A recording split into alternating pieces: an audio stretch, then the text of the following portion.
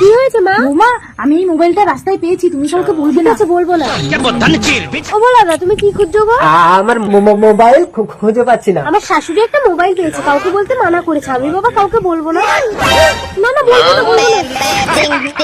মামাসি আমার মোবাইল দাও। কি বলো, তোমার মোবাইল আমার কাছে কেন থাকবে?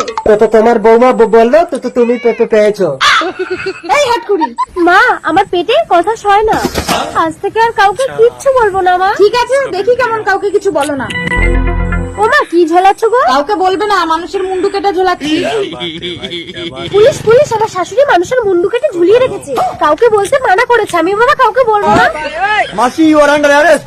কি হলো পুলিশ? তোমার বৌমা বললো তুমি নাকি মানুষের মুন্ডু কেটে ঝুলিয়ে রেখেছো, কোথায়? সরি মা, পেটে কথা সয় না। এই তো মানুষের মুন্ডু।